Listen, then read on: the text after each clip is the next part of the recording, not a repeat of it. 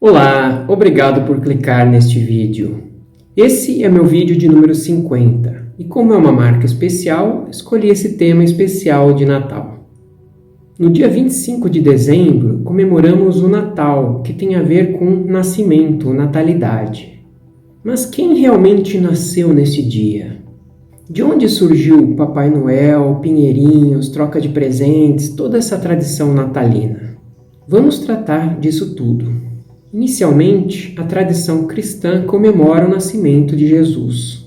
Mas, em primeiro lugar, sabemos que Jesus não nasceu no dia 25 de dezembro. Como temos essa certeza? Em Lucas está escrito: naqueles dias, César Augusto publicou um decreto ordenando o recenseamento de todo o Império Romano. Este foi o primeiro recenseamento feito quando Quirino era governador da Síria. E todos iam para a sua cidade natal a fim de alistar-se. César Augusto foi a pessoa que transformou a República Romana em Império Romano, tornando-se seu primeiro imperador. E quando assumiu, mandou fazer um recenseamento para ter uma ideia do número de pessoas de seu império, especialmente os homens que poderia contar para efeitos militares. E para eliminar problemas de dupla contagem, ou seja, pessoas sendo contadas em suas cidades natais e onde residiam, mandou que todos voltassem a seu lugar de origem para serem contadas ali. Assim, José também foi da cidade de Nazaré da Galileia para a Judéia, para Belém, cidade de Davi, porque pertencia à casa e à linhagem de Davi. Ele foi a fim de alistar-se com Maria, que lhe estava prometida em casamento e esperava um filho. Por aqui vemos que o que importava era o homem regressar à sua origem, trazendo sua família. Enquanto estavam lá, chegou o tempo de nascer o bebê, e ela deu à luz o seu primogênito. Envolveu-o em panos e o colocou numa manjedoura, porque não havia lugar para eles na hospedaria. Como as cidades eram em geral pequenas, haviam poucas pousadas para os viajantes, e o texto dá a entender que ali havia apenas uma. E dado que, segundo a lei romana, todos deveriam voltar às suas cidades de origem, dificilmente iriam encontrar algum lugar para ficar. Mas após esse panorama de fundo, vem o que acredito ser o verso-chave. Havia pastores que estavam nos campos próximos, e durante a noite tomavam conta dos seus rebanhos. Ou seja, os pastores tomavam conta dos seus rebanhos à noite. Atualmente, no dia 21 de dezembro, começa a estação de verão no Brasil e o inverno em Israel. E o inverno lá é muito frio, neva e não tem como os rebanhos ficarem ao relento à noite, e muito menos os pastores. Também seria muito difícil viajar nessas condições, pois todos iam a pé ou montados em jumentos ou cavalos. Assim, essa lei não seria imposta neste período. É muito provável que Jesus teria nascido no período da festa da Páscoa, porque ele é referido como Cordeiro Pascal. E a lei dizia que na Páscoa deveria ser servido um cordeiro de 1 ano de idade. O Senhor disse a Moisés e a Arão no Egito: este deverá ser o primeiro mês do ano para vocês. Digam a toda a comunidade de Israel que no 10º dia deste mês, todo homem deverá separar um cordeiro ou um cabrito para a sua família, um para cada casa. O animal escolhido será macho de 1 ano, sem defeito, e pode ser cordeiro ou cabrito. E aqui a referência a Jesus. Livrem-se do fermento velho, para que sejam massa nova e sem fermento, como realmente são, pois Cristo, nosso Cordeiro Pascal, foi sacrificado. Pois vocês sabem que não foi por meio de coisas perecíveis como prata ou ouro que vocês foram redimidos da sua maneira vazia de viver, transmitida por seus antepassados, mas pelo precioso sangue de Cristo, como de um cordeiro sem mancha e sem defeito. Mas então, por que se introduziu o nascimento de Jesus nesse dia? Quem nasceu nesse dia? Na antiguidade, havia o solstício de inverno, a noite mais longa do ano no hemisfério norte. E ao se superar esta noite, todos sabiam que o sol ficaria cada vez mais tempo no céu. E assim, essa data era celebrada, principalmente pelos povos nórdicos, e representava a passagem da escuridão para a luz. Mas também tem outra situação. Vemos na Bíblia que sobreviveram ao dilúvio apenas aqueles que estavam na arca: Noé, sua esposa e seus 3 filhos com suas esposas, Sem, Cão ou Cam e Jafé. Estes foram os filhos de Cam: Cuxi, Misraim, Fute e Canaã. Cuxi gerou também Nimrod, o primeiro homem poderoso na terra. Ele foi o mais valente dos caçadores, e por isso se diz valente como Nimrod. No início do seu reino abrangia Babel, Ereque, Acade e Calné, na terra de Sinear.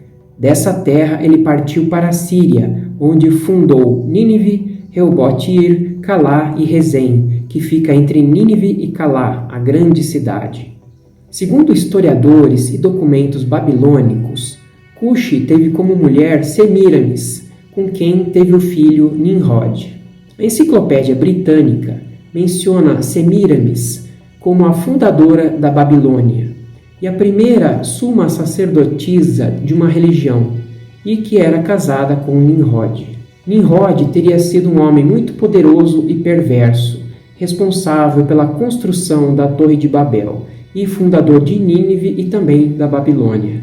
Ele começou a ser adorado como Deus Sol e tomou como esposa Semíramis, sua mãe, que ficou conhecida como deusa Lua, a rainha do céu.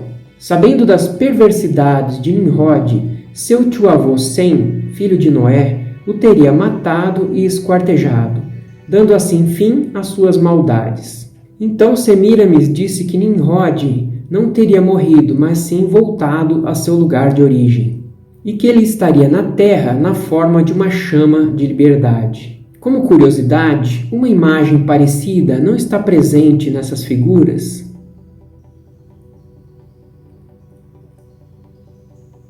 Depois, Semíramis engravidou e, para esconder o adultério, disse que engravidou do espírito de Nimrod. Chamou Tamuz, seu filho supostamente concebido pelo espírito de Nimrod.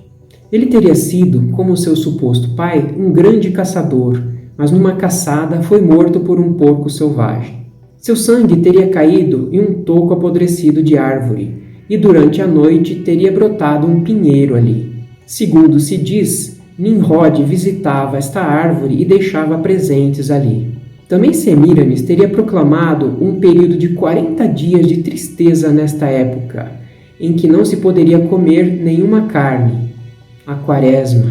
Conta a lenda que ao final deste período, Tamuz teria ressuscitado, o que demonstraria o poder da mãe, e começou realmente a ser adorada como deusa mãe ou rainha dos céus.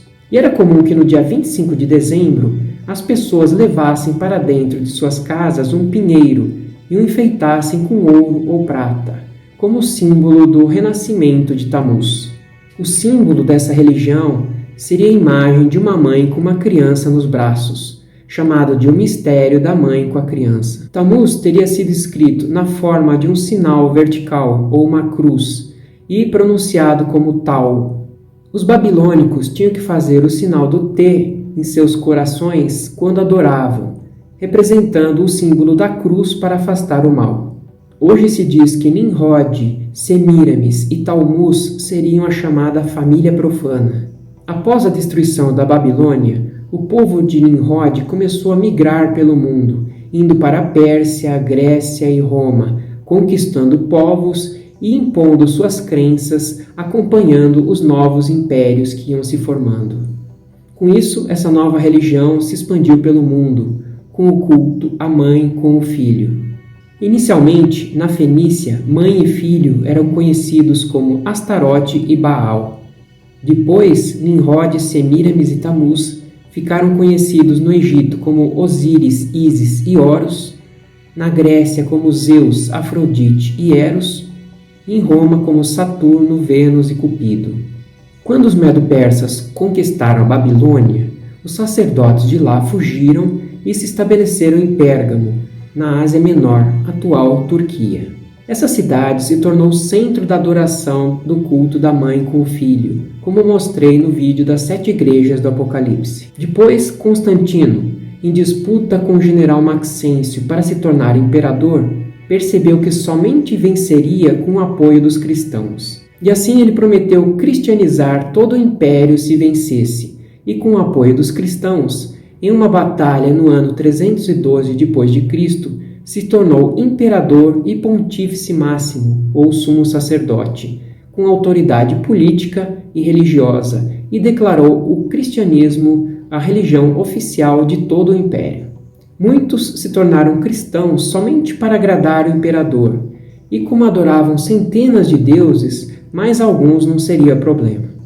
Assim nasceu o sincretismo religioso, ou a mistura entre o cristianismo e o paganismo. As imagens pagãs foram sendo introduzidas com nomes cristãos. Então, Vênus e Cupido passaram a ser no cristianismo Maria e o menino Jesus. Ela teve a honra de ser a rainha dos céus e se tornou a mediadora entre Deus e os homens, assim como na religião babilônica. Temos diversos exemplos na Bíblia dessa religião pagã sendo introduzida, citando como referência inclusive a princesa fenícia Jezabel. Acabe, rei de Israel, filho de Omri, fez o que o Senhor reprova, mais do que qualquer outro antes dele. Ele não apenas achou que não tinha importância cometer os pecados de Jeroboão, filho de Nebate, mas também se casou com Jezabel, filha de Etbaal, rei dos Sidônios, e passou a prestar culto a Baal e a adorá-lo. Tamuz, também conhecido como Deus Sol, reencarnação de Nimrod, também é mencionado. Então ele, alguém semelhante a um homem, um anjo, me levou, no caso aqui Ezequiel, para a entrada da porta norte da casa do Senhor, o templo. Lá eu vi mulheres sentadas, chorando por Tamuz. Ele me disse: "Você vê isso, filho do homem? Você verá práticas ainda mais repugnantes do que esta." Então ele me levou para dentro do pátio interno da casa do Senhor, e ali, à entrada do templo, entre o pórtico e o altar, havia uns 25 homens, com as costas para o templo do Senhor e os rostos voltados para o oriente. Estavam se prostrando na direção do sol. E o livro de Jeremias mostra no capítulo 44 a desgraça do povo de Israel em função da idolatria, da adoração à rainha dos céus. Essa é a palavra do Senhor que me foi dirigida a Jeremias para todos os judeus que estavam no Egito e viviam em Migdol, Táfris, Mênfis e na região de Patros. Assim diz o Senhor dos Exércitos, Deus de Israel: vocês viram toda a desgraça que eu trouxe sobre Jerusalém e sobre as cidades de Judá. Hoje elas estão em ruínas e desabitadas por causa do mal que fizeram.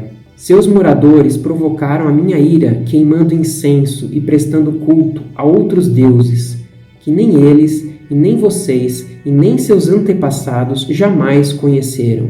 Dia após dia eu lhes enviei meus servos, os profetas, que disseram: não façam esta abominação detestável. Mas eles não me ouviram nem me deram atenção. Não se converteram de sua impiedade, nem cessaram de queimar incenso a outros deuses. Por isso, o meu furor foi derramado e queimou as cidades de Judá e as ruas de Jerusalém, tornando-as na ruína desolada que são hoje. Então todos os homens que sabiam que as suas mulheres queimavam incenso a outros deuses, e todas as mulheres que estavam presentes em grande número, e todo o povo que morava no Egito e na região de Patros, disseram a Jeremias: nós não daremos atenção à mensagem que você nos apresenta em nome do Senhor. É certo que faremos tudo o que dissemos que faríamos, queimaremos incenso à rainha dos céus, e derramaremos ofertas de bebidas para ela, tal como fazíamos, nós e nossos antepassados, nossos reis e nossos líderes, nas cidades de Judá e nas ruas de Jerusalém. Naquela época tínhamos fartura de comida, éramos prósperos e nada sofríamos. Mas desde que paramos de queimar incenso à rainha dos céus e de derramar ofertas de bebidas a ela, nada temos tido e temos perecido pela espada e pela fome. Deus estava alertando sobre as idolatrias de seu povo e suas consequências. Bom, até aqui vimos que foi Tamuz que nasceu no dia 25 de dezembro e o imperador romano Constantino trouxe datas comemorativas pagãs para sua religião oficializada em todo o Império. Será por acaso que bem no dia 25 de dezembro, que era comemoração ao Sol e depois ao Deus Sol Tammuz, que se tornou o dia do nascimento de Jesus? Foi para agregar todas as comemorações em uma única data, o sincretismo religioso, e assim agradar a mais pessoas. Por outro lado, vimos também a tradição de trazer pinheiros para dentro de casa e colocar presentes embaixo dele, ou fazer a troca de presentes neste dia. Mas e a questão do Papai Noel? Como foi introduzida no Natal? Segundo conta a lenda, por volta do século IV, na região hoje conhecida como atual Turquia, um bispo de uma cidade chamada Mira resolveu dar secretamente a 3 moças um saco de ouro a cada moça como dote para se casarem. Dizem também que ele ajudava pessoas com problemas financeiros, colocando sacos com moedas de ouro na chaminé de suas casas. Ele se chamava Nicolau de Mira, conhecido como São Nicolau ou Santa Claus. Teria se tornado santo depois que milagres foram atribuídos a ele. Sua transformação como símbolo natalino teria inicialmente surgido na Alemanha. Era retratado com roupas de bispo, e sua representação atual de como conhecemos pode ter sido influência de um poema de um professor americano chamado Clement Clarke Moore, de 1823, The Night Before Christmas, publicado anonimamente em um jornal. Seu texto se tornou um dos símbolos do Natal, especialmente na América do Norte, e trouxe a descrição do Bom Velhinho. Sua imagem foi mudando com o tempo, até que em 1863, o cartunista americano Thomas Nast criou a imagem mais moderna, publicada na capa da revista Harper's Weekly. Na versão americana, criada por Nast, o Papai Noel mora no Polo Norte, mas na versão britânica, assim como nos demais países no norte da Europa, ele vive nas montanhas Korvatunturi, na Lapônia, Finlândia. Naturalmente, tudo isso está fazendo com que todas as pessoas se afastem do verdadeiro aniversariante do Natal, Jesus Cristo. Não tem problema em comemorarmos o aniversário de Jesus no dia 25 de dezembro, e nem de enfeitarmos as casas e reunirmos a família para trocar presentes, desde que tenhamos consciência e discernimento para saber a quem comemoramos, não apenas pela data festiva ou a chegada de Papai Noel. Que nesse dia 25 de dezembro possamos celebrar o nascimento do nosso único Senhor, que veio para nos salvar da perdição eterna, nos dando vida eterna junto a Ele. Cuidado com as idolatrias presentes em tudo atualmente. Respondeu-lhe Jesus: Eu sou o caminho, a verdade e a vida. Ninguém vem ao Pai a não ser por mim. Tenham todos um Feliz Natal e que o próximo ano seja muito melhor do que este. Obrigado por assistir e até o próximo vídeo.